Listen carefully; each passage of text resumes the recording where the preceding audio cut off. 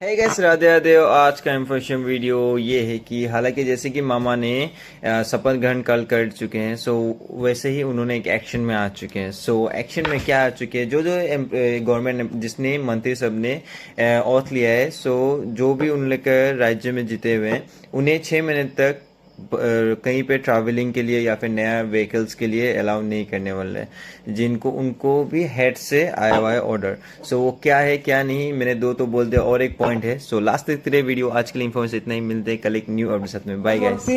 নৰেন্দ্ৰ মোদী ডাঙৰীয়াই যোৱা কেইটামান দিনত ভাৰতৰ বিদেশী মুদ্ৰা সংৰক্ষণৰ কাৰণে আৰু অপব্যয় নকৰিবৰ বাবে ৰাজ্য চৰকাৰ আৰু দেশৰ জনগণক পৰামৰ্শ দিছিল।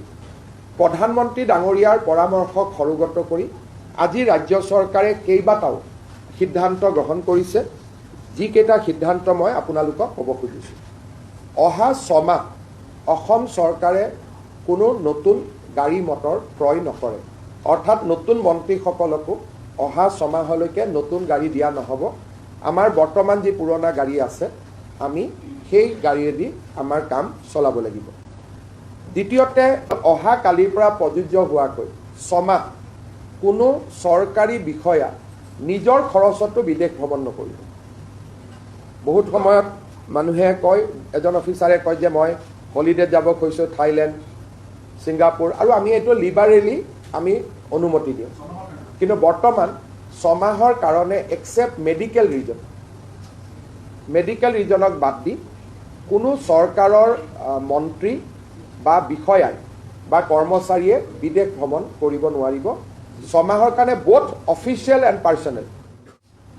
ৰাজ্যপালৰ পৰা আৰম্ভ কৰি আমাৰ প্ৰতিটো পৰ্যায়ৰ চৰকাৰী বিষয়া মন্ত্ৰীসকলৰ কনভয়সমূহ সৰু কৰা হ'ব, নিৰাপত্তাৰ দিশটো বাদ দি।